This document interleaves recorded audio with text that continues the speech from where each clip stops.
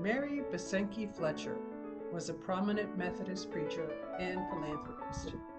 Bosanquet was born to Samuel Bosanquet and his wife, Mary Dunster, in September 1739 in Leytonstone, Essex, England. Fletcher had an older sister and two younger brothers. Her family were Anglicans of Huguenot descent. Her father was Lord of the Manor in Leytonstone, as well as one of the chief merchants in London. Fletcher was introduced to Methodism at about the age of 7, when a Methodist servant girl in the household began discussing religion with the two Bosanquet girls. However, the girl was dismissed when the parents objected.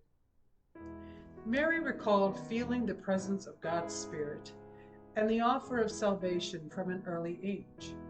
Her confirmation at St. Paul's Cathedral at 13, after personal catechism instruction from her father, was a significant spiritual moment for her.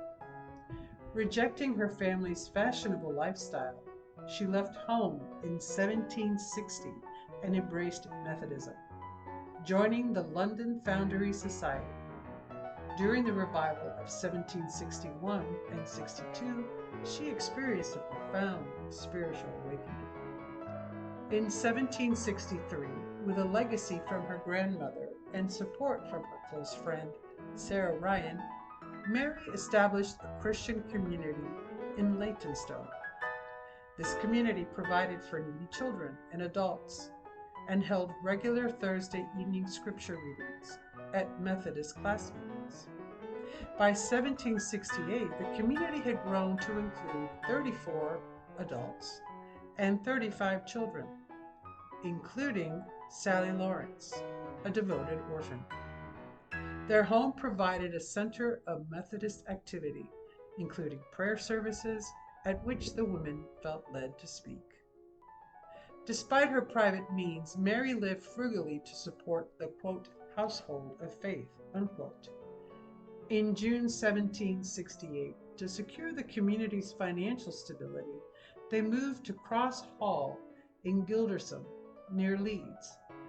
There, Mary managed an orphanage, school, dairy farm, and muck kilns, despite the loss of Sarah Ryan. She and Sarah Crosby initiated regular Wednesday evening religious meetings and sought advice from John Wesley about their call to preach. John Wesley wrote to Mary Bosanquet June 13, 1771.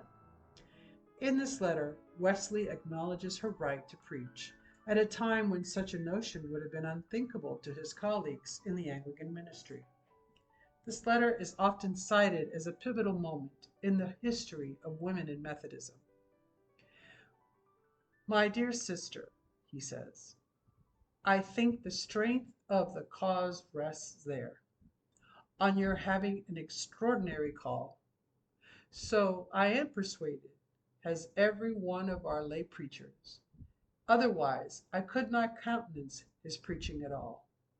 It is plain to me that the whole work of God, termed Methodism, is an extraordinary dispensation of his providence. Therefore, I do not wonder if several things occur therein which do not fall under the ordinary rules of discipline. St. Paul's ordinary rule was, quote, I permit not a woman to speak in the congregation, unquote. Yet, in extraordinary cases, he made a few exceptions, at Corinth in particular. I am, my dear sister, your affectionate brother, J. Wesley. J. Wesley's endorsement of women preachers influenced by Mary Bosanquet Fletcher had a profound impact on the role of women in Methodism. It helped increase opportunities. Wesley's support allowed women like Mary Bosanquet Fletcher and Sarah Crosby to preach and take on leadership roles within the Methodist movement. This was groundbreaking at a time when women were generally not permitted to preach in most Christian denominations. Wesley's letters and actions provided a theological, practical foundation for the inclusion of women in ministry. This led to formal recognition of women preachers in Methodism, which was a significant step towards gender equality in the church. Her popularity as a preacher grew, and in September 1776, she addressed a crowd of around 2,000 people from a rock and gold car and preached to roadside crowds in Huddersfield. On November 12, 1781, Mary married John William Fletcher, the evangelical vicar of Madeley, at Batley Parish Church. Fletcher, who had just returned from convalescing in Switzerland, confessed in a letter that he had cherished a 25-year affection for her. Mary expressed her joy in marriage, stating, quote, "I have such a husband as is in everything suited to me," unquote, while John praised her as a partner, unafraid to face the challenges of his parish. Together, they led an effective ministry in the rural industrial parish, which had suffered from pastoral neglect during John's absence. Mary conducted regular class meetings, visited the sick and infirmed, and dispensed natural medicines, meticulously recording her remedies in her commonplace books, an annotated copy of John Wesley's Primitive Physic. Their blissful marriage was cut short when John died of a fever on August 14, 1785, only after 3 years, 9 months, and 2 days of marriage. Mary mourned deeply, describing his death as the moment when, quote, "the sun of my earthly joys forever set," unquote.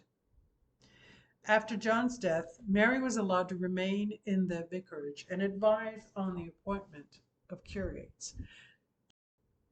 To avoid causing offense, she held her religious meetings in the adjacent tithe barn. Even at 75, she preached 5 times a week. In a sermon she preached at Madeley in the parish vicarage on the ending of Whit Sunday, the 8th of June, 1794, was regarding Exodus 20. She says, quote, "We want to be filled with profound peace, locate that never faileth, and faith that so unites us to God, that our hearts, being purified thereby, may become the habitation of God through the Spirit. It is his will, and the apostle says, if we ask anything according to his will, we know we have the petitions we ask." Her last religious meeting was on September 24, 1815, and her final journal entry was on October 26, 1815. Mary died on December 8, 1815, from a respiratory illness, cared for by her faithful friend and executress, Mary Tooth, who continued her work for nearly 3 more decades. The Fletchers established an evangelical tradition at Madeley that lasted for 3 generations. The 1851 census of religious worship revealed that Madeley's places of worship were better attended than those in some neighboring Shropshire parishes. The epitaph on their shared grave in St. Michael's Churchyard, Madeley, honors Mary for continuing her husband's ministry with zeal and beneficence, healing dissensions, preventing schisms, and promoting unity and godly love.